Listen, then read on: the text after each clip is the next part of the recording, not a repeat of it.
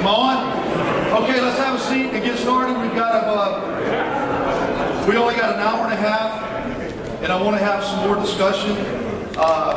We're having some good discussions here, and I think everybody's learning a lot. Some people at the break came up to me and said a couple of comments, and I said, let's communicate this to everyone so everybody can buy in on this. One was the attorney. Where's my attorney? Okay. One is an attorney here. He's an attorney, I think, for the, well, you go ahead and introduce yourself. Give him a mic there. And we're talking about liability issues. Before you speak, I had a discussion question on this that I wanted to present to the group. And it says, should pastors allow trained and capable persons of the church to carry firearms while attending church? Yes or no? Yes. Okay. Why? Protection. Okay. Now, here's the question. Do the liabilities of that outweigh the responsibilities of defending the flock? No. Okay. 2 weeks ago, there was a guy in church, I'm not sure where, I read about it in the news, and I don't remember the town. You may have seen the same article I saw. But he shoots himself and his wife while he's in church. How does he do this? Because he's being stupid. He's got his gun and he pulls it out. Hey, look at my gun! Rule number one, security people, do not show your gun.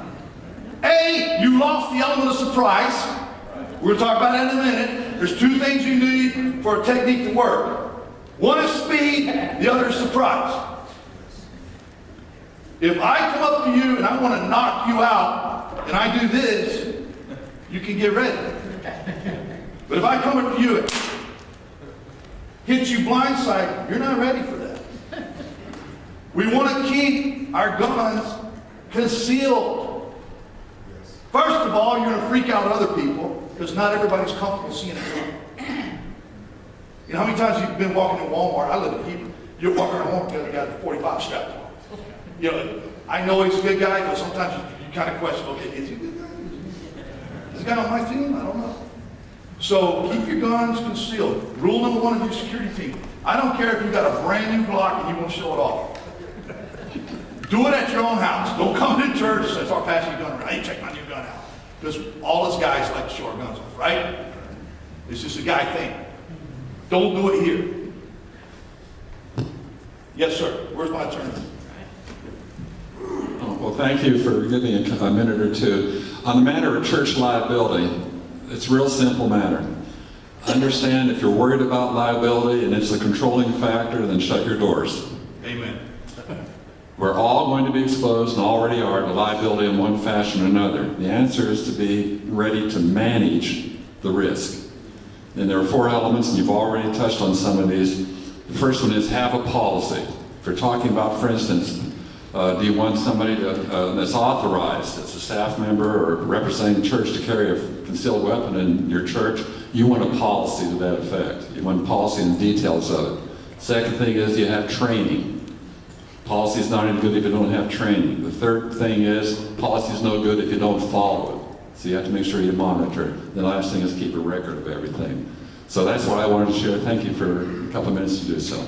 Oh, by the way, if you're getting into some questionable areas of policy, such as whether to carry a firearm or not, get some legal advice because there are legal aspects to it. Thank you. That's right. Mike, where's Mike? In the back. Somebody run the microphone back there. Right behind you. Mike, right behind you.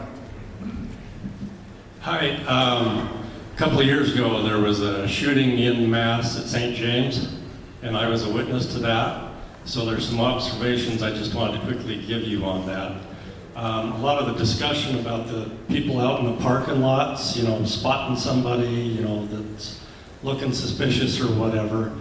Well, one thing I want to point out, the gentleman that came in the shooting came in mid-service. And if I recall right, the shooter in Texas came in after everybody's in the church. And I think, just from witnessing it, that they don't want to be confronted or seen before they get into their soft target. And so he came in mid-service and we had no security. We had ushers, greeters, but they all go sit down during the service. and he came in after. And if somebody would have been at the door, they might have intercepted it, because he did have his wife, and he was forcefully pushing her in the church because he wanted to shoot his father-in-law in front of his daughter. The other thing that has come to mind is if you've got multiple doors into the church, I'm trying to get our church up in Huntsville to adopt this, is after the service starts, if it's a 10 o'clock service, once that service starts, you put a sign on the door that because it's disrupting our service, please use the south entrance or something else, and you keep an usher there, because then at least you can funnel them. So that's just my suggestion, is don't assume that the guy's going to come during service and sit there while everybody's sitting down. They're just going to walk in and start blasting, in my opinion. Good, thank you. Thank you for that. Okay. One last thing on here. People have this, like you say, they have this problem putting these two things together. And it's because we don't read the Bible from Genesis to Revelation. We just pick out certain scriptures we like, and oh, that feels good. But what about the time where God says, the wages of sin is death? Well, that don't sound too good. And all the other hard verses in there. So we have a hard problem with what we've done, what society has done. And you got the man of the cloth. Let's say the man of the cloth is what we could call our pastors, whatever. And they have a difficulty reconciling what a pastor's supposed to be. And so society has taken the man out of the pastor. He's no longer a man. He's this good guy, and he doesn't want to hurt anybody. And well, sometimes people need to be hurt. When a guy comes through that door with an AK-47, the dude needs to be hurt. Because if you don't hurt him, what happens? This is true in parenting. This is true in our lives. We have to tell our kids, no. No. Why not? Because you're going to get hurt. It's going to be not good for you. Part of love is no. Part of love is standing up. The verse I use on my side missions, everywhere I go, I founded it on verse in Ezekiel 22:30, where Ezekiel has a vision, and he's saying, I saw for a man among them who would make a wall. Here we go again with this wall concept. And I'll give you guys another clue. I'm going to preach just for a second. Nowhere in the Bible does it say build a bridge. Nowhere. It says make a wall. Whoa. That sounds kind of non-inclusive. No, it's talking about God has put a hedge about you, Job. Walls are spiritual. Building a wall is spiritual. You build the wall, not the bridge. We serve a God don't need a bridge. He divides the seas. He don't need a bridge. Amen? Amen. Anyway, society has a certain picture of what God's supposed to look like. He's supposed to have this long flowing hair, and he's got sandals on, and he walks around saying peace. Well, I'm sorry. Read the rest of your Bible. Because Revelation 19 says he's coming back with a sword. I said this one time, and I think I offended people. I said, remember, Jesus said, I did not come to bring peace, but a sword. Who said that? Jesus did. Matthew, read your Bible. Oh, guess what? Revelation 19. He's coming back with a sword. And a robe that says King of Kings and Lord of Lords. Amen. What has he got a sword for? I'll leave it there. Next slide. When the disciple chopped off the ear of a mobster, and he was a mobster, it was a mob coming after Jesus in the garden to illegally arrest Jesus. Ever thought about that? It was an illegal arrest. Where did he get a sword? Jesus. Disciple of Jesus. Where did he get his sword? Why was he carrying a sword? You know who made me think about this? Pastor Mike. He gave me that one. I said, yeah, that's a good one. Why is he carrying a sword? Why don't I have these keys? Here again, why do I have these keys? Go down to Haiti. Go down to Columbia, where I go all the time. Bars on the windows. Razor wire across the top of the roof. The big heavy doors.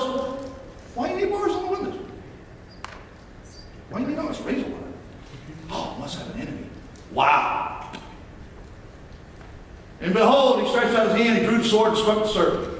Okay, we already gone through all this other stuff. One other question, how is the church different? Think about this one. How is the church different from any other community gathering event? Football game, basketball game, music concert.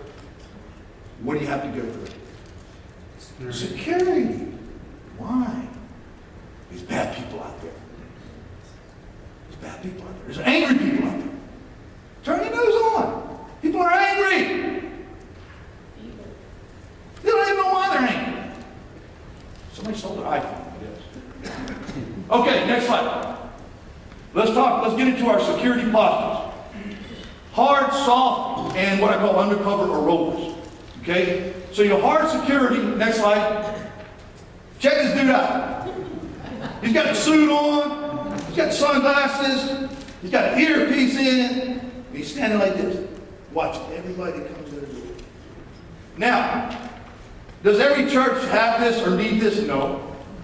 But if you see a dude like this standing out here on the steps, if I'm a bad dude and I'm kind of cruising through the parking lot, kind of, casing the place, and I see this dude, he's looking at me and he's tracking me, I think I'll go somewhere else. That's a hard target. That guy, he's showing. When you see the president and you see the Secret Service following along, what are they wearing? Suits. What do they got in their ears? Earpieces. Communication. What you don't see is the undercover guys that are in the crowds watching and looking. And they're dressed like this guy right here with a Utah baseball hat on and yeah, go Utes. And tennis shoes. You don't know these things serves, do you? Speed, surprise. Gotcha. Okay, so these are visible, observable defensive posture. Sometimes this is enough to deter an attack. Who said it earlier? They're going to go out, and this gentleman here, he said he would go out, engage the guy. He said sometimes the guy just walk away. That tells you something else. Why is he walking away? He don't want to talk to me. Now we're on high alert.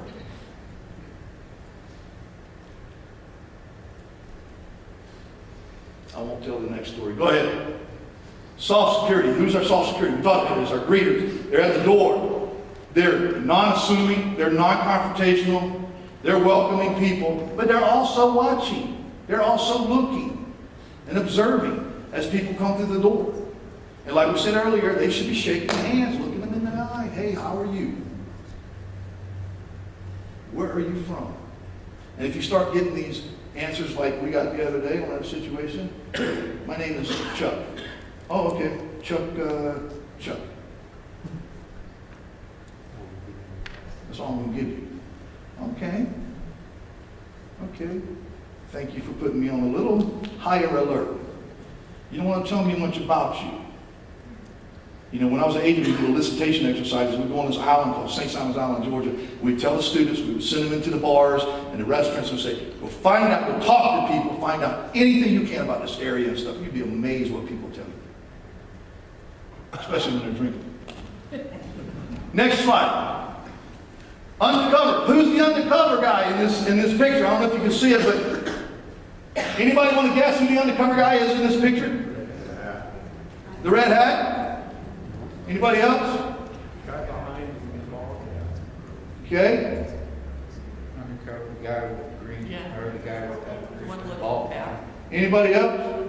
Any of them. There you go. The answer is we don't know. We don't know who the undercover guy is in here. But guess what? He's there. And this is what we need to have in our churches. We're going to talk about scenarios here in a minute. The final thing is what I call a rover. This is a picture of a Mars rover. What does a rover do? It goes around and it samples the soil, it tests the air. And this is what you do if you're assigned as a rover and a security key. You basically are assigned to walk around and look for trouble. That's your job. I'm going to walk around this church everywhere I can possibly go, engage everybody I can possibly engage, and I'm looking for trouble. Something's not right here. Charles came to me recently, and I won't go into the story in detail, and said, something's not right about this guy. Next slide. Okay, let's talk about the field interview real quick. Now, in the world of law enforcement, where I come from, the field interview, it happens in a variety of different ways. Anybody ever get pulled over before? Be honest. When you get pulled over, the police comes up to the window. What does he do? Can I see your license, registration, proof of insurance, please? Yes, sir. Where are you coming from? Oh, I just left my friend's house. Okay, where are you going? Oh, I'm just, going to head home. Okay. Anything to drink tonight? Oh, no. I don't drink. What is he doing? Field interview. He's trying to find out, who are you and what are you up to? Okay, 2 o'clock in the morning, you drive around the neighborhood, you get pulled over by a cop. You live in the neighborhood, sir? Yes, sir. Well, your license says you don't. Oh, well, here again, the FBI might call that a clue. I don't know, you guys remember Ted Bundy? I know you do. Some of you guys are old enough to remember Ted Bundy. He was a problem right here in Utah, correct? Killed I don't know how many girls right here in Utah. You know how they called him? I think I'm correct on this story. He's driving his little Volkswagen over here somewhere in a community, and he's got his lights out. And the cop pulls him over. Hey, dude, you got your lights out. Oh, sorry. Oh, what are you doing here? Oh, I just got out of the movies. Oh, what movie did you see? Star Wars. Hold on a second. Call dispatch, because we didn't have cell phones back then. What's playing at the cinema? Star Wars is not playing. That's how they first got on to Ted. The story's not matching up. So a field interview is defined as the brief detainment of an individual, whether on foot or in a vehicle, based on reasonable suspicion. We haven't got the probable cause yet. It's 2 different things. Reasonable suspicion for the purpose of determining the individual's identity and resolving the officer's suspicions concerning criminal activity. That's still in there. So how do we do that in the church setting? Go to the next slide. We'll give you an example of how we do this in the church setting. 2009, I'm in Charleston, South Carolina, at the training center there. I'm attending a church called Seacoast Church. Big church, 5,000-6,000 members, the governor of South Carolina. I'm doing some training with their security team. I'm on their security team. I used to sit right where you sit, sir, with a headpiece, and I was in charge of anybody that rushed the stage and tried to bust the pastor up. I was going to tackle him, whatever. But I had the stage. I get a call in my earphone. Chuck, we got a little issue in the lobby. Can you come up here? Boom.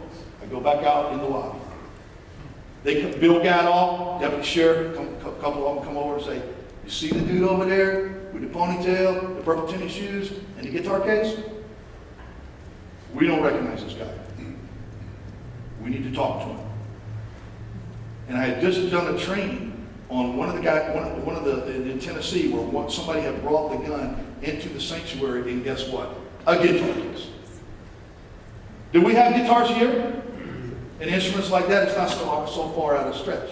Maybe he's a new band member. Remember, this church is 5,000-6,000 people. He's got a guitar case. They said, let's go talk to him. I said, nope, I got this. Don't need you. I take my earpiece off. I don't look like security. I walk over, and I sit down in the wall right next to him. Hey, how you doing? Oh, yeah, I'm doing pretty good. Hey, this your first time? This is my second time here. Yeah, me too. It's about my second time. How you like the church so far? Yeah, I think it's pretty good. Yeah, I like it. Yeah, it's pretty good. Yeah. So where are you from? I said, I'm from California. So, you play the guitar? Yeah. I said, I do too. Let me see it. Just like with our guns, guys. Who don't want to show off a gun? Who don't want to show off a guitar?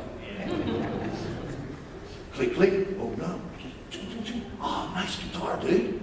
It's nice, man. Mine's not near this. Okay, nice to meet you. My girlfriend's waiting on me. Gotta go. See you. Bye. never knew. He never knew. He thought I was just some friendly dude that liked to play the guitar, was checking out his guitar. That's a field interview in a church setting. That's perfect. Now, what would happen? Three of us go over there. Excuse me, sir. We're church security, and we need to see what's in that guitar case. Dude, I don't know if I want to go to this church.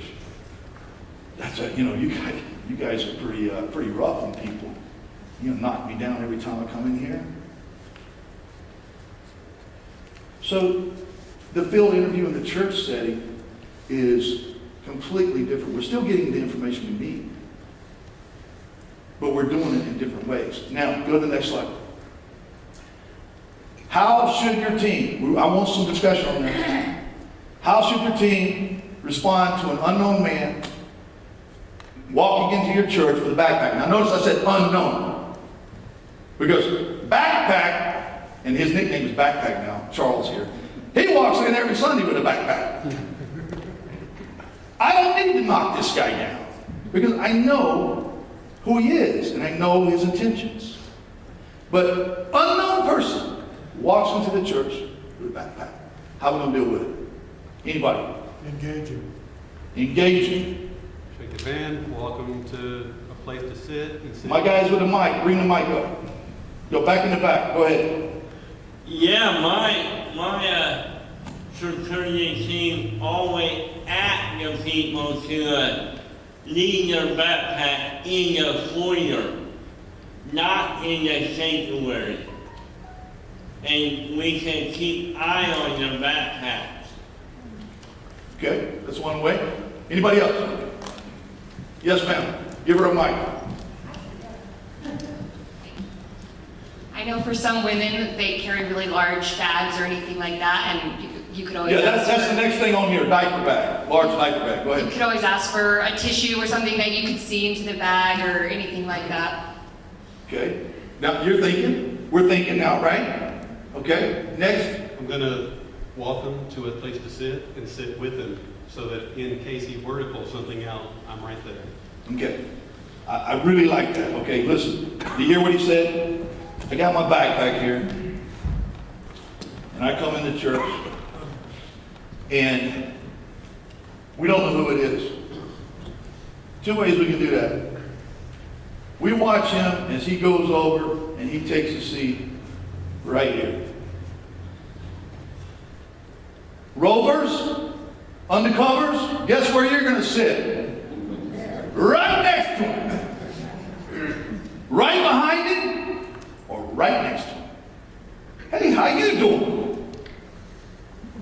First time here? Nice to meet you. My name's Chuck. Oh, yeah, first time, yeah.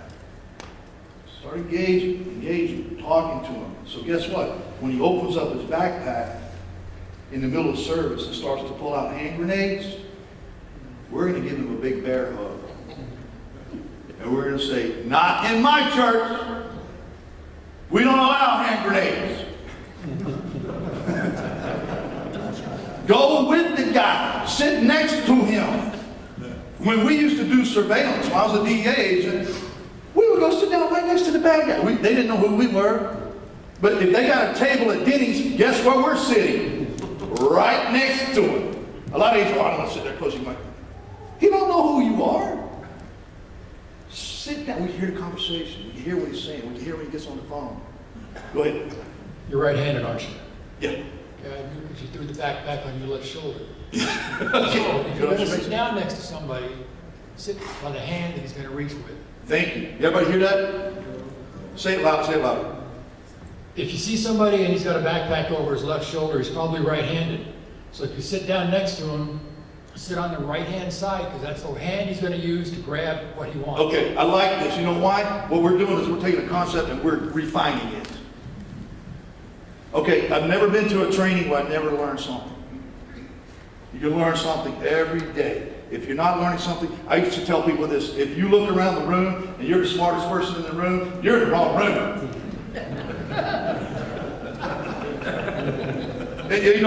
How do you think the Golden Glove boxers become Golden Glove boxers? They fight somebody that can beat them up. They don't fight the guy they can beat up. So I like that we're refining it now. He's talking about looking and observing how he's carrying stuff in his hands, which one he's dominant in, which is more likely when he's going to pick up the gun and shoot somebody. Yeah, I like it. Go ahead. I was just going to say, prior to even this event, have a policy at church how you're going to handle backpacks and stuff like that, because it's really tricky. I know you're used to someone coming in with it, but then people come in and they start seeing it.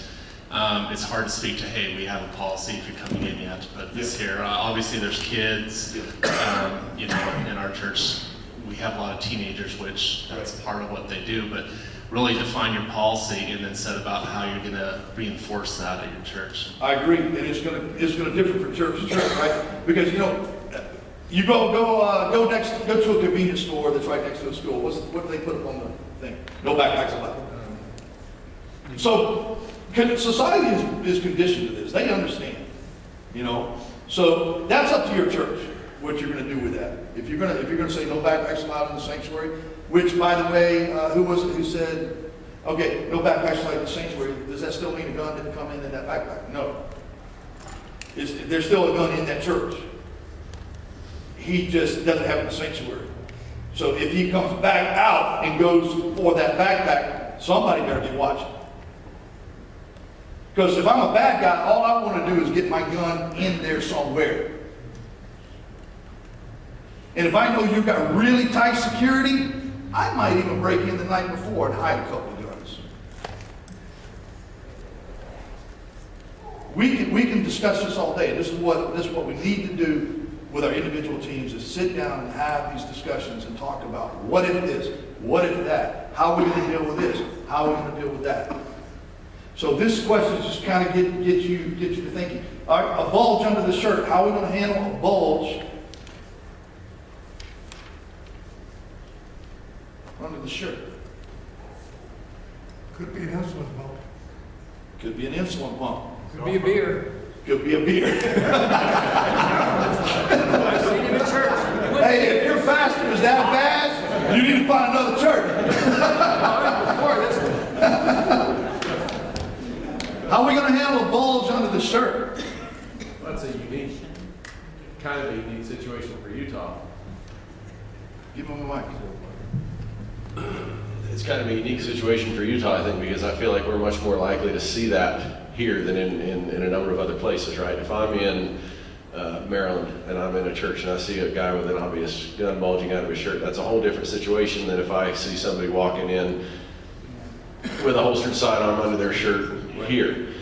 Right. You know, I take notice of it. I don't necessarily go on high alarm like I would if I was elsewhere where that's not common.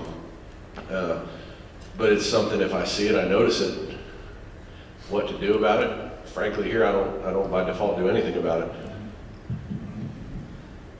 At the least, we're going to keep an eye on this guy, right? Right. Now I'm talking about unknown. Okay, I know people in our church, they carry. If I see a bullet on them, I'm not concerned. I know you. I'm talking about unknown people. Yes. Give him a mic. I know what I would do. I would talk to him and I'd go sit with him. Okay? Yeah. Same thing with the backpack, right? You're going to get close. You want to keep your enemy close. You know, because one concept I teach about fighting skills and stuff is most of us, you know, when somebody starts to try to attack us, most of us do this. And if a guy's got a knife and you're doing this, you're going to lose. But guess what? If you attack him and engage him, he might get you a cut or two, but now you got him. You can do something. So that's against our nature, though. When somebody pulls out a gun, everybody wants to run. Somebody pulls out a knife, everybody wants to run. Now, this won't cost you anything either. But if somebody pulls out a knife and they start attacking and you don't have a gun, what do you have? You have a chair. Somebody put a mic on this thing. Or a music stand. You have a chair. What can I do? What can I do with this chair? Boom! Get back! I can strike him with it, hit him with it, throw it at him. This chair is a great defense against a knife, a machete. I mean, we got to think out of the box. And so, our tendency, though, is to run. When you run, you lose. You run, you lose. Engage him. Bind him. And he'll get the message. This is not going to be easy. I'm going to go look for a softer target. What about the diaper bag? What about the diaper bag? Anybody? What comes in with a woman? So this whole thing should start with a handshake. A little closer to the... Sorry. This whole scenario should start with a handshake. A handshake tells you everything you need to know about that person. Is he going to hold you off? My first thing is I grab somebody's elbow when I shake their hand. Is he going to hold me off? If he's holding me off, there's something suspicious.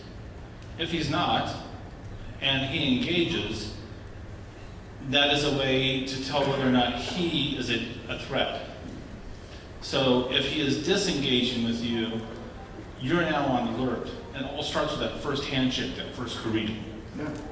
It's very important. Handshake, eyes. I can tell you, I've been in Haiti, and you have too. I can tell you, I've seen voodoo witch doctors. And their eyes are dark. Their eyes are full of evil. And you can look a man in the eye sometimes and tell, this dude just puts the hair on the back of my neck straight up. Because there ain't no light in this dude. And if he's not looking at you, why is he not looking at you? Yeah, good discussion. Good discussion. Anybody else? Okay, next slide. Profiling. We talked about this earlier. Profiling is not illegal, even with the police. They do it every day. Based on the information now, let's everybody pull your worksheet out. We'll do a little exercise here. Pull your little multicolored sheet like this. Who does not have one? I'll give you mine. Well, wait 1 minute, I'll give you mine. Pull this little sheet out. This is the statistics. So now, the past gives us an indicator of what might happen in the future, right? Did the stock market crash a few years ago? Yeah. What might happen in the future? Stock market crash. Did the housing properties lose their value overnight? What might happen in the future? Housing properties may lose. So what happens in the past is a good indicator of what's going to happen in the future. We see this in Nehemiah, 5th century BC. They're being attacked. The enemy's attacking them. So, based on these statistics, who is most likely to commit violence? I'll give you a few minutes to look them over. Who is most likely to commit violence against your church, a woman or a man? Look the sheet over.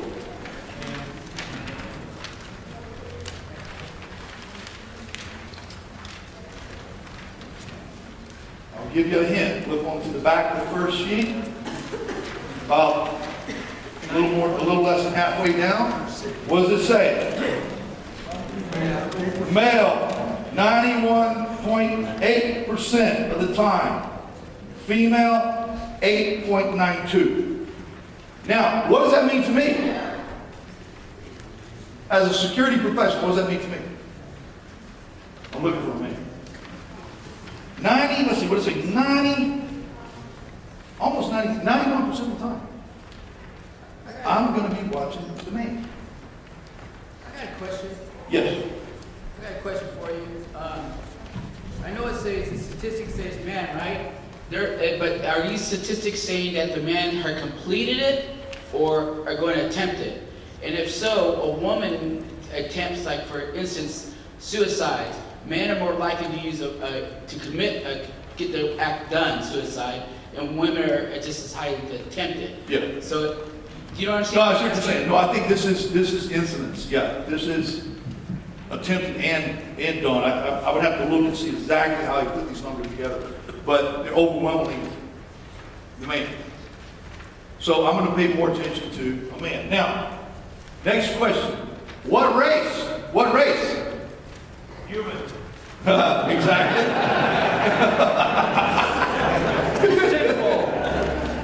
Exactly. Because we're all falling short, right? But no, What am I looking for here? A white guy. I'm looking for a white dude. What does it say? Where's the stats on the race?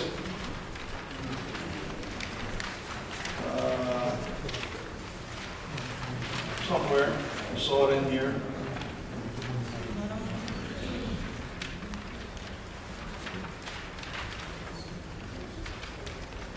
Maybe I got it for some other stats, but it's a white dude. A white dude is more likely to come in here and start shooting and causing problems than any other race. Okay, what is the weapon that will most likely be used against the church? What is that? A gun. You can look at the stats here. So right now we know we're looking for a man, a white man with a gun. What else? What's the denomination? I like this one. What's the denomination most likely to be attacked? Baptist. They're edged out just a little bit by non-denominational, but that only happened last year. If you go back to last year's stats, it's Baptist. I like to say it's Baptist because we're shining the light more. But it's true, it's the Baptist denomination. Now, why is that? Why is that? The stats don't tell us why. Because there's so many versions of Baptist. There's 40-something versions. Probably so. But he said because there's so many versions of Baptist churches. Yeah. Men love darkness rather than light because their deeds are evil. Yes, thank you. Yes. So, yes, up here. Yeah, Westboro Baptist Church. Pretty high profile for Baptists. Yeah. You have Westboro Baptist, which is very high profile. Yeah. And not in a good way. Yeah. Okay, so what do we know? White, male, gun, Baptist church. Is your church most likely to get attacked by a single or multiple attacker? Single. And it's on the sheet, single. So this is just simple profiling. Just simple profiling. Just basically, we're going to pay more attention to a white dude going to a Baptist church than we are. Does it mean we're not going to pay attention to anybody else? No. It just means we're going to put more attention on that. It's kind of like when, I used to give this scenario when I taught law enforcement, and I'm going to give it to you. White guy, 2 o'clock in the morning, in a black neighborhood, stopping on the street corner, talking to some guys, going to the next street corner. What's he doing? What's he doing? Buying drugs. It's not rocket science, people. Black guy in a predominantly white neighborhood, 2 o'clock in the morning, driving real slow, stopping in front of houses and looking. What's he doing? Casing the place. This is not rocket science. When you think crack cocaine, you think black communities, the hood. When you think methamphetamine, you think white people with guns. When you think black tar heroin, what do you think about there?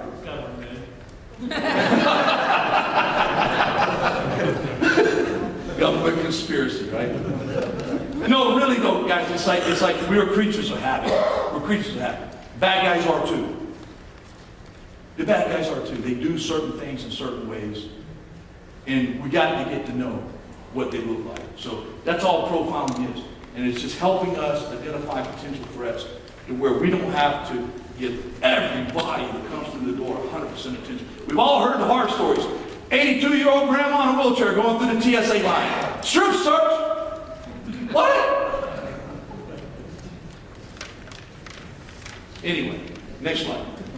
So, we're undercover. Maybe we should, act like a couple. Are you still working this entire sexual tension angle? I don't know. You're the fortune teller. You tell me. You don't know what profiling is, really? Why do I pretend I'm going to hear no matter what I say?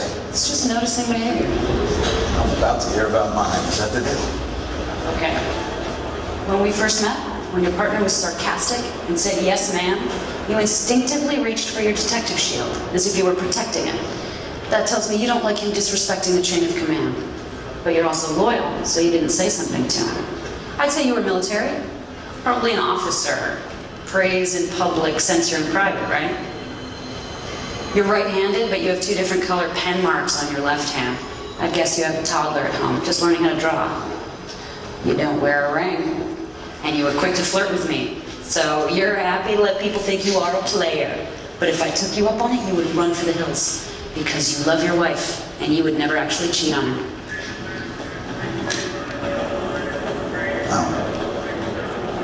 You might just settle this case yet.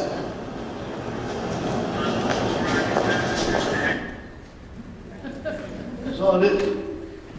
Notice, just observe.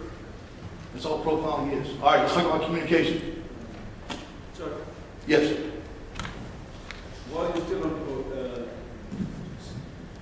while you're still on profiling, we have a large community of Islamic people now that have come into the state.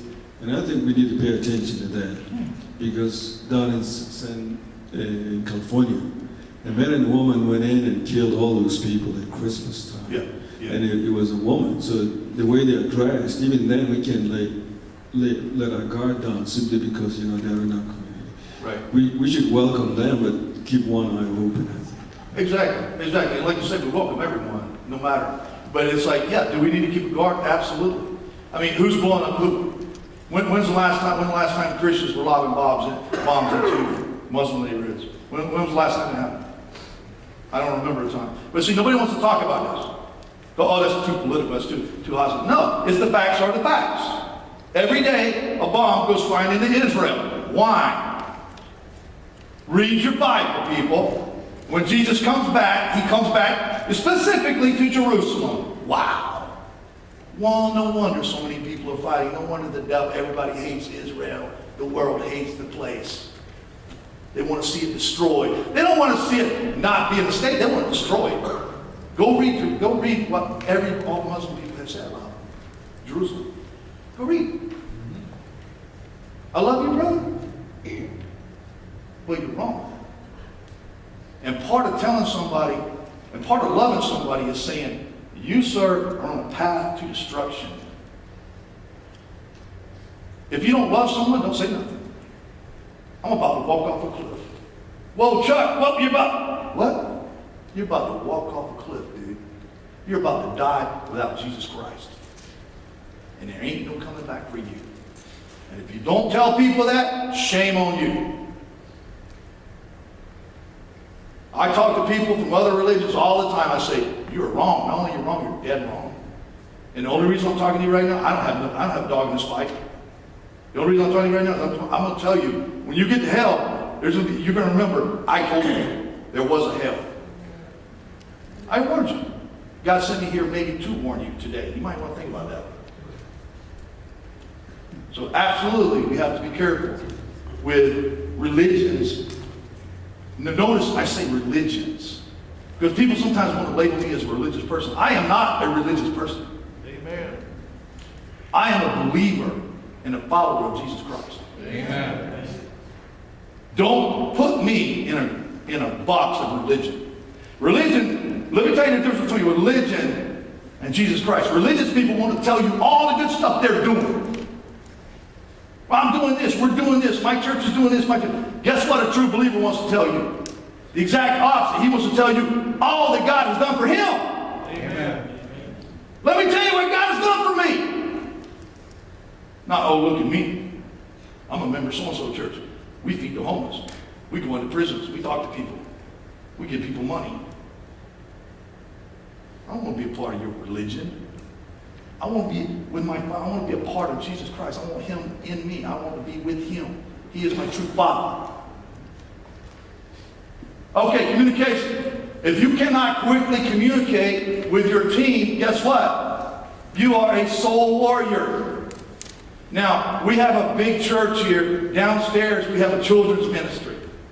Do you think that might be important? We have somebody down there? Okay. Because while we're up here singing, worshiping, listening to the word, What's happening down there? We don't know. This is a security issue our own church deals with. Now, what happens if Charles is down there and he runs into a situation and he needs help? And he has no way to communicate that to us up there. He's a soul warrior. I like to say he's playing one-on-one. Anybody ever played a game of one-on-one? Yeah. May the best man win. Your team has been neutralized. We have to have communication. If you look in your little booklet, this little booklet here, and flip over, I'm sorry there's no page numbers, but if you flip under communication, under there, toward the end of the book, you'll see ways of communication. We talked about radios and earpieces, mobile phones. What we're doing is setting up a group text system. So everybody is on the group. So when you're in church, you can have your phone on silent, but you can still receive a text, and it goes out to everybody on your team. So if there's an issue downstairs or in the parking lot, somebody can text real quick, need some help in the parking lot, have an issue in the parking lot, or whatever, real quick. And that way we know we've been communicated to. Now you can have earpieces and stuff. I told you about Seacoast Church. We actually had earpieces and $1,500 Motorola radios. Not every church can afford that. Alarms, some system of alarm to let everybody, or let the security know. Code words, using code words. We don't want to get everybody in a panic, so we might have a code word. We might come in and say, well, we could say it's snowing outside because it always snows outside. But, whatever your code word wants to be. And then lanyards. I'll give you this an idea. At Seacoast, and I don't want to give away all their secrets, but I'm going to go ahead and say it. At Seacoast, we had ushers that wore blue lanyard with their name on it. Security team wore a red lanyard with their name on it. So now, we're the only people that knew this. But we had an MOA, a Memorandum of Understanding with the Mount Pleasant Police Department did. We had a situation. Anybody you see with a red lanyard has a gun. But we also let them know, our security guys is, when the police get here, you're out. Get out of the way or you're going to get shot too. They don't care if you got a red lanyard or not. So the red lanyard was something we could look out across, okay, he's with me, he's with me, he's with me. It's just a way we can personally identify who we got and where everybody is. You might want to do a system like that. Code pins. When I was on the Atlas detail, every day we would have a new pin. Secret Service does the same thing.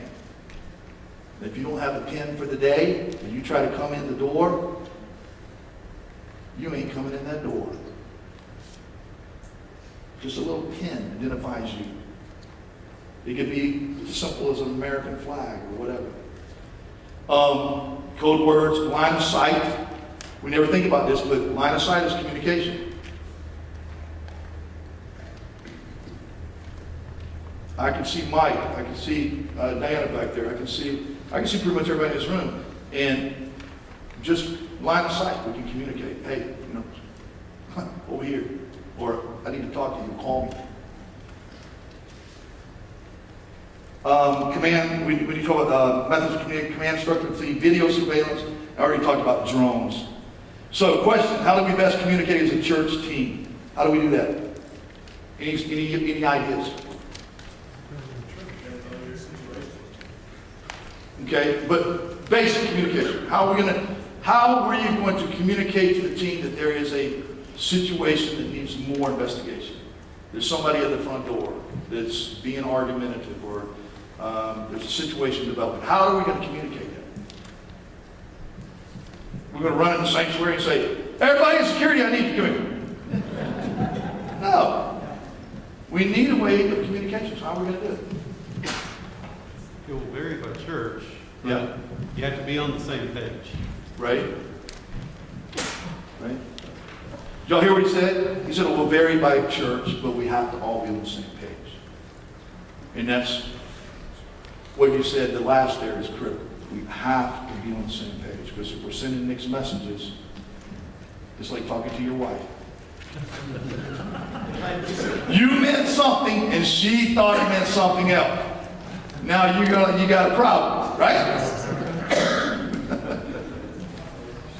Communication. Yes, sir. As a means of as a ministry, the team should be getting together so they know each other well, so they can read each other's faces. If something's going on in the back and you're part of the security team and you see somebody that's on the security team, they got the face and they got the look, and you know the look because you know the person, then not a whole lot has to be said, but it's a matter of being together and knowing each other well. Right. Yes, sir. One thing I've noticed since I watched the parking lot in the vestibule, if I see someone or something that's questionable, I am thrilled that Chuck is just right inside the door and I can say, hey, I'm not sure about this. So if some of us who are on guard, so to speak, and have it where there's at least two which can communicate, that'd be good. Thank you. Thank you. Anybody else? Communication is a hard one, because if your church is like ours, is spread out, and it's hard. How are we going to communicate? Yeah. Maybe even consider just a simple visual signal. One of the things that we concern ourselves with is the pastor who is standing at the front after the service and has got an individual that he becomes uncomfortable with.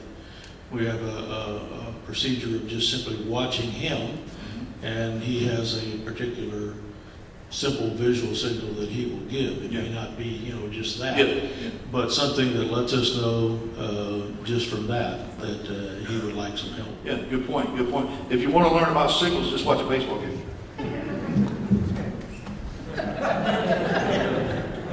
Okay, wait, am I stealing base or I'm not? Yeah. Our church in the nursery has an inexpensive pager system where they can be alerted via the system if their child needs help or they need the parent down there. Maybe security could adapt something like that as well. Okay, anybody else? Communication is critical. Yeah, in the back. Yeah, in our church, we have a radio in the nursery and in the student camp. And then whoever wants to terminate that, we have a radio. If they need to get hold of them, they can. Okay. I think I got most of that. Yeah. This is something we have to put together. Like I said, it's going to vary. Like Barry says, it's going to vary from church to church. You got a big church, bigger problems, right? Okay, let's go to the next slide. Security risk assessment. Now, what is that? It's basically just going around and finding out where your risks are. Now, we've done this here at our church. We've walked through the building and we've gone through, and there's a guy here, Dana in the back. I was joking with him earlier this morning, he's been here longer than God. He's been here a long time. He's put most of the screws and nails and stuff you see around here, and he knows exactly every little nook and cranny in this building. He is on our security team. He knows where people can hide, there's a lot of little nooks and crannies around here. So part of doing a security risk assessment is determining, put on your bad guy hat and saying, if I were going to attack this church, where would I enter and where would I exit? Or if I'm not planning on exiting, just where am I going to enter? And what time? Like somebody said earlier, while the service is going on. Why? Because everybody's occupied. You can't do that. You know, there's actually some stuff I put in your folder, actually from the Department of Homeland Security, that talks about this type of stuff, threat assessment, all that type of stuff. And one of the things they talk about is the official White House or DHS stance is Run, hide, or fight. Did you hear me? This is their official stance. Run, hide, or fight. Guess what, people? We only have one option. Fight. We don't run and we don't hide. If you want to do that, you don't need to be in this room. You don't need to be a part of the security team. We only have one option. Forget the run, hide. When the shots are fired, we're going as fast as we can to wherever they're at. And we may start putting rounds downrange way before we get there. Just don't be in front of me. Building and physical property. View your eyes through the eyes of a predator. Now, I put another assessment on here. And some of you people are going to go, whoa, this is going a little too far. No, it's not. Congregation and guest. You ever thought about a security assessment on your congregation and guest? Why is this necessarily? Simply put, because people have problems and issues and they bring them to church when they come. Guy's cheating on his wife. She just found out about it. They're coming to church. Kid just got caught smoking dope by his dad. He's bringing him to church. They're arguing, fighting. All these different problems, all these different situations. Last time I understood, we had a church for people that were sick, not for the people that were well. If you got your act together, you don't need church. You don't need God. Stand alone. Try standing alone.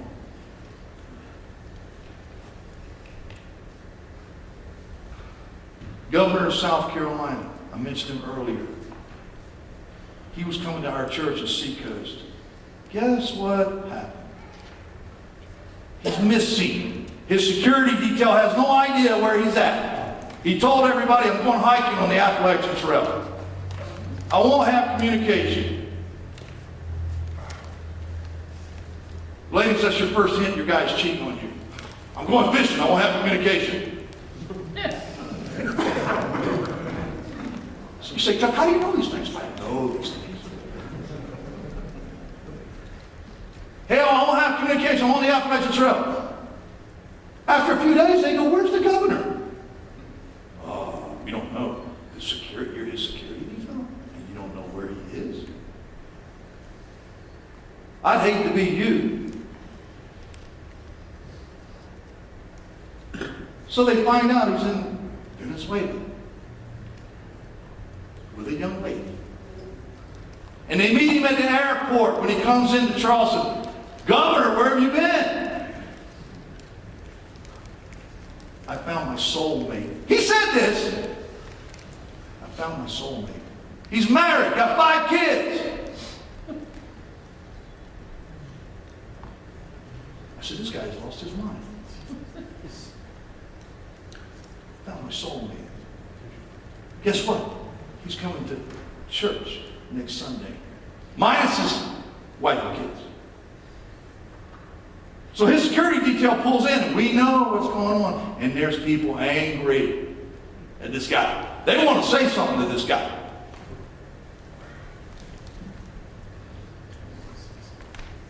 How about, would you like to know if a celebrity was in your congregation? Would you like to know that? Do you think there's something security team might want to know? We're going to have Kim Kardashian coming here next Sunday. Do you think we would like to know that? No. That's something we would like to know, yes. Because who might be coming with her? Now, how about an abortion doctor? There was one that was killed. I think it was Tennessee. Abortion doctor was actually a member of the church. And as he passed the plate, got shot in the head. How about a politician in your church? How about somebody that has a restraining order? Do you think we might need to know that? Now, this is something where pastors have to be very sensitive. And they can just say something as simple as, hey, you know what? There's a guy going through a hard time right now. You might just want to keep on him. He hasn't said what. He hasn't said, he hasn't disclosed any confidential information, but it's just a heads up type thing. He's just going through a hard time. Just love on him, talk to him. And that's what we should be doing anyway, as Christians and brothers, loving on each other, talking to people, helping us through the problems. But instead, as the church, you got a problem, I don't know you. Like he's got a disease or something. No, we embrace people. We love people. We want that person to get through whatever they're going through. We want him to come through the storm. And we as our brothers can help him do that. We don't have the attitude of Cain, am I my brother's keeper? We're not of Cain. Next slide. Okay, pull your little book out and take your pen out. Use of force considerations. Now, this is what we used to teach at the Federal Law Enforcement Training Center. Because police officers, you can train them how to handcuff, how to search, how to make arrests, how to take people down, how to control people. But after 10, 12, 16, 20-something weeks of training, I've had people come to me right before graduation, Mr. Huyck, now when did you say we can pull our gun out again?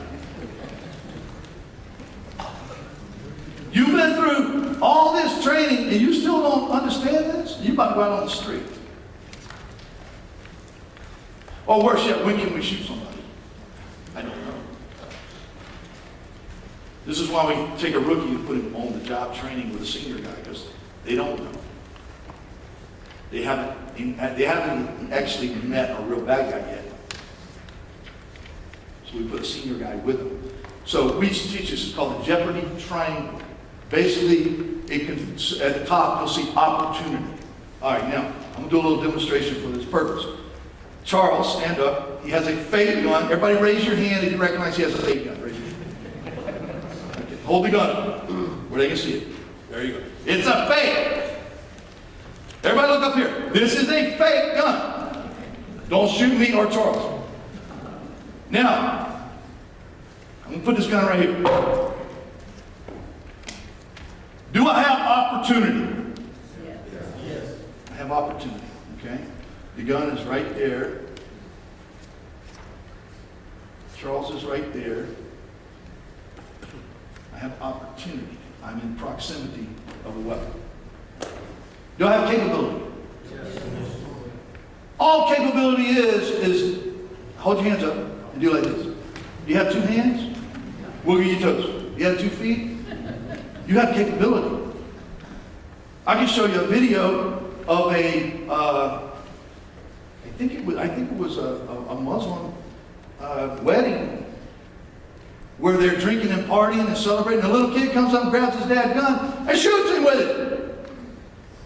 Because he's seen the adults do this. So he's going to go try it. And shoots his own dad. 5 years old. Capability. You have 2 hands and 2 feet. You're capable. Opportunity, capability. Let's see what else we have. Intent. Intent. Okay, I'm standing here. I have opportunity. I have capability. But you don't know my intent. You don't know my intent, do you? So watch what happens. Hey, you. If I get that gun, I'm going to kill you. Back off! On the ground now! Okay. You see what happened? I communicated my intent. I told Charles, if I get that gun, I'm going to kill you. Now you got the full circle. You got opportunity, capability, you got intent. He doesn't have to wait until I do this. Or this. It's too late. It's too late. I want you to take your pen. Now this is when he can make his move and draw his weapon. Now you got to remember something. Drawing your weapon and pointing at somebody is not the use of deadly force.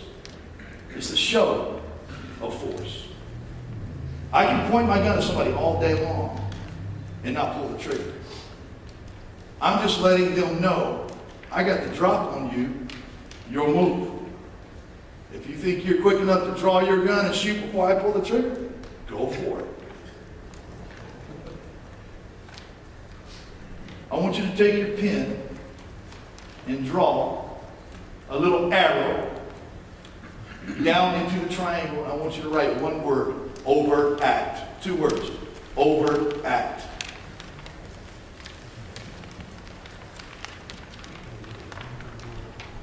So when I have all 3 of these, opportunity, capability, and I express my intent, I'm going to kill you. As soon as I go to reach for that gun, he could shoot me. You don't have to wait until I grab it and point it at him. It's too late. That's something an officer has a hard time understanding. We used to show a video all the time of the guy, an officer in South Carolina, no, I think it was Georgia, pulls over a guy speeding 95 miles an hour down the side road of the interstate, pulls him over. You may have seen this video. And the guy gets out of the car and he says, hey, get your hands out of your pocket. The guy standing there with his hands in the pocket. He says, hey, get your hands out of your pocket. And there he goes. What? And he says, oh, okay. He starts dancing around crazy, going, shoot me, shoot me, shoot me. He's just feeling crazy. And he ends up running at the cop, and the cop ends up engaging him, striking him with a baton or something like that. It was off camera, but you could tell he was engaged and hit him. And the guy says, I got something for you. And he goes back to his truck and reaches behind his seat and starts loading a .30 carbine, military style rifle. And the cop is sitting back there pointing the gun. Put the gun down, put the gun down, put the gun down. And the whole time he's just loading, very relaxed. He said, I know my rights.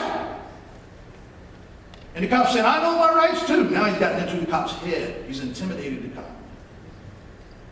And when you're a cop and you get intimidated, you're in a bad situation. I tell cops all the time, they're not the armed and dangerous. You're the ones armed and dangerous. You need to learn to walk in that. Just like we talk about spiritually, you need to walk in your authority as Jesus Christ. You walk in, you fear no man, you only fear God. Same thing. When you're a cop or when you're taking a gun out there, you fear nobody. You walk in your authority. So he ends up bringing the gun up. Let me ask you guys, rifle against a pistol, who's most likely going to win that? Rifle. And he tells the guy, I'm a blankety blank combat Vietnam vet. What? Here he comes, advancing, advancing, advancing, shooting, shooting, shooting. Until he kills the guy. And you can hear him die on the radio. You can hear him, you can hear his last breath. And the guy calmly goes over, puts his gun in the car, and leaves. Turns out this guy was homeless, living in the woods, with his dog, went to go get his medication. The pharmacy said it's expired. You got to get back to the doctor. Anybody ever been to a VA hospital? Huh. Oh, it'll take, how long does it take you to see a doctor there? I can age a couple years. Yeah. So he knows this is, and he's on his last straw. And now he gets pulled over by a cop. There's some people in the world that just don't care. They're to that point, they don't care if they live or die. That's a dangerous man. So this jeopardy triangle is something you can use and you understand the opportunity, capability, intent. Because now I can stand here all day long with that gun there and talk to you about baseball. Talk to you about, hey, you want to go get something to eat tonight? I have no intent. The weapons, I got opportunity, capability. I have no intent. But as soon as I say, hey, you know what? I'm going to kill you. I don't want to keep you. Overt act. I'm reaching. I'm looking. I'm going toward the weapon. That's where you complete your use of force. It's like, everybody understand that? Okay. All right, next slide. Building your team, Real quick, you want to start with loyal people. The pastors in here, you want to start with people you can trust. Because, like I said earlier, you might be communicating information to them that's confidential or sensitive. Or not confidential, but sensitive information. So you need somebody to keep their mouth shut and not gossip about everything. What's going on with the security team? Oh man, y'all hear what happened last week. No, keep your mouth shut. Do your job. Physically and mentally able and prepared to deal with it. You got to be mentally prepared, guys. I was down in Colombia, and we're teaching a class, this is last class, and I had about 3 or 4 guys come up to me and say, we were so glad, our heart leapt for joy when we found out you were a Christian. Because at the end of the training, I always talk to them about Jesus Christ. And we give them Bibles. And he said, because I've been having this problem. I said, what's the problem? He said, I can't get over the fact that I love people, but I may have to shoot somebody. I said, well, it's good you're having that problem. Because it tells me your heart is to love somebody, is to care for somebody. But I had to tell him, I said, look, the 10 Commandments say, thou shalt not murder. If you read it in the translation, it's thou shalt not murder. Murder is premeditated. Remember what I told you. Read your Bible. God sent his own people in to kill men, women, and children. Children. Oh, that's not the God I know. Then you don't know the God of the Bible.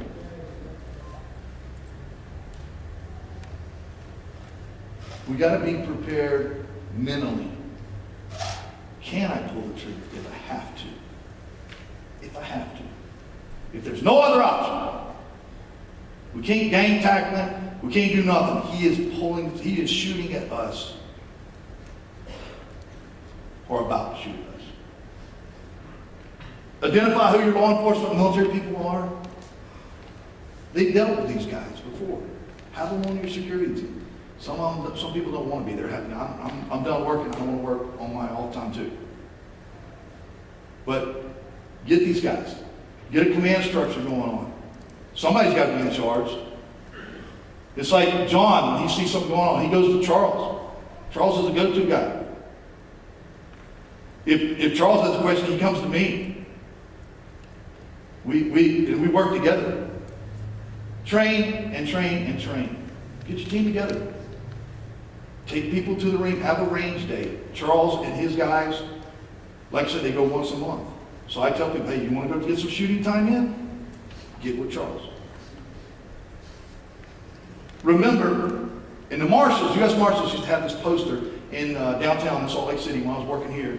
They had this poster on the wall, and this big, huge guy, and he's lifting the weights, he's pulling them down like this, and he's got a prisoner number on his back. And it says, every day you don't work out, remember somebody else is. Bad guy. Okay, next slide. We're going to close up, and hey, we're pretty much right on time. We have 10 minutes. I want to talk to you real quick about the position of advantage. I'll use Charles again. Come up here, you don't need to go. Position of advantage. Physically speaking, the position of advantage, I'm going to show you what it looks like. Put your arms up. This is where he's strong. If I'm going to fight this guy, if I get in here, it's a matter of technique and strength. Who's going to win? So what I want to do, I can create a position of advantage the more I do this. Watch. Move it to the outside. Just by taking a step over, now I've got some options. I've got a lot of options here. Now, watch this. As I move a little bit further over, if I've got a partner in front of me, I can see, oh, he's got a bulge in his back. Maybe I just need to go ahead and tackle him now. Or, if I move it a little bit further, this is the ultimate position of advantage. I can hurt him all kind of different ways. He can't hurt me so bad. So this is where, in a fight, you'll watch MMA guys, you'll watch martial art guys, what do? They start doing this way, moving around. moving around. What are they trying to do? Get in position. If I can get his back, I can choke him out. If he can get my back, he can choke me out. So that's the position of advantage. What it looks like in the physical. So we used to teach cops when they get into an arrest situation, always work to the back, because that's where you're going to put the cuffs on anyway.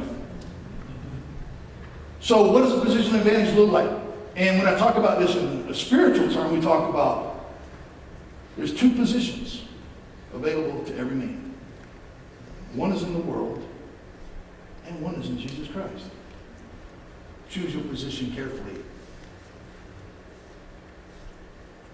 What has the world ever done for you? I can tell you what it's done for me.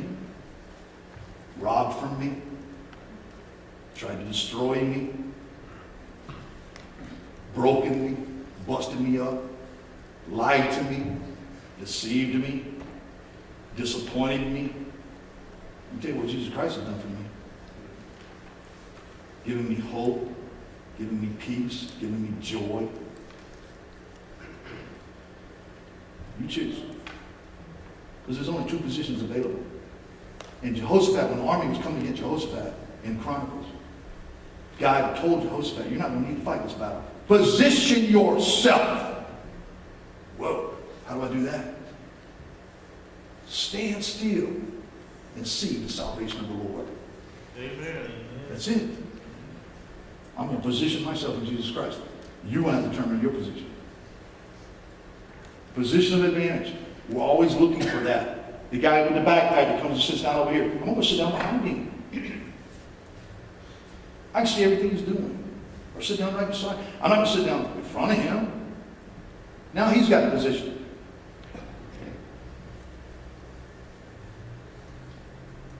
Speed and surprise. We already talked about this. Keep your weapons concealed. Nobody needs to see it. Because if I'm engaging a guy over here and you got a weapon and I'm trying to kill this guy, next thing I know, I got a gun in my head. Whoa, where'd that come from? Come from this dude. I wasn't even looking at this dude. Surprise, surprise. And when we train, when I try to train guys, I say finish the fight, finish it. There's a point when you're arguing with someone and they're arguing with you that no, it's over, it's done. You got two options. Go away, or get a pair of little handcuffs on you. Well, no, I got more options than that. No, you don't. Slam down, cough. Your mommy didn't spank you, did she? Your daddy didn't spank you, did he? Now I got to do it. Thank you, mom and dad. The warrior mindset, real quick. The warrior mindset means we win at all costs. That's all it means. We train this mindset of everybody. We say, look, we used to have this famous saying, and Fletcher would say, your goal for today as an officer is you want to come home with the same amount of holes you had in your body when you left home and no more. And ever since he told me that, I've remembered it. No more. And so, when we're walking in the warrior mindset, it's the same thing spiritually. And if you think about it, Jesus was the ultimate warrior. Because he knew when he was born what he was going to die. It's a dangerous dude. He walked in authority. And when he hung on the cross, he said 3 words. It is finished. Amen. The victory's won. That's it. The ultimate warrior. Conquered death. So the warrior mindset is that same thing as that I'm going to fight, and I'm going to fight to the end, even if I die. Even if I die, I'm going to let this guy have everything I got. Because others are going to live. Because we talk about this all the time. If a guy walks in here right now and nobody had any guns, everybody's getting down, running, all that. How many people we got in here? Over 100? If 100 people rush the guy, what will happen? He'd be done pretty quick. But somebody's going to get shot. And all of us, I don't want to be the first one. But when you have that warrior mindset, you say, I want to be the first one. There's a difference, you understand? We used to go start to kick in doors and raid drug houses. I wouldn't give a nickel for a guy that said, oh yeah, you go ahead first. We used to argue over who's going to be first. I'm first. No, you're not. You're first last. No, I'm first. Tip of the spear. I'm going in first. That's a warrior mindset right there. Take care of business. Okay, I think we got one more video. Yeah, this is pretty funny. Let's watch this real quick and we'll close out.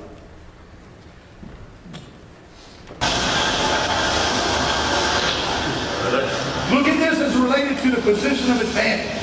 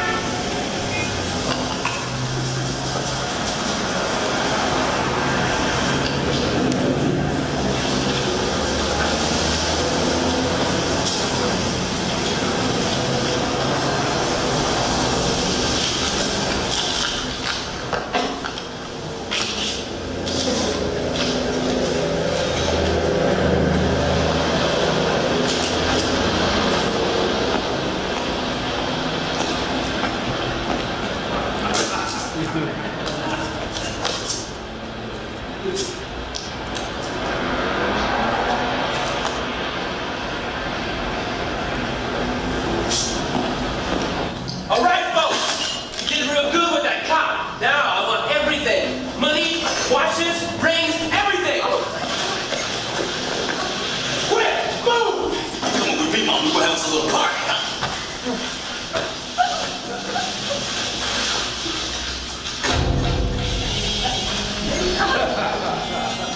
What you doing, pig sucker? Every day for the last 10 years, my brother there has been giving me a large black coffee. Today she gives me a large black coffee, only it's got sugar in it. A lot of sugar. I just came back to complain. Now you boys, put those guns down. Say what? Well, we're not just gonna let you walk out of here. Who's we, sucker? Smith, and Wesson, and me.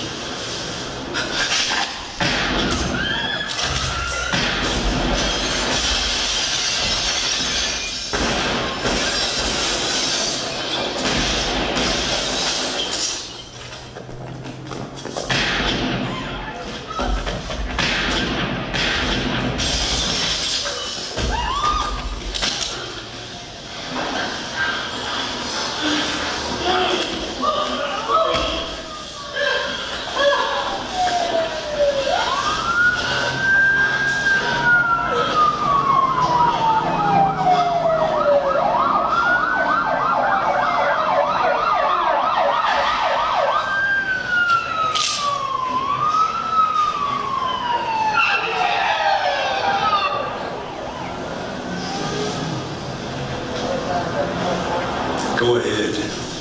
Make my day.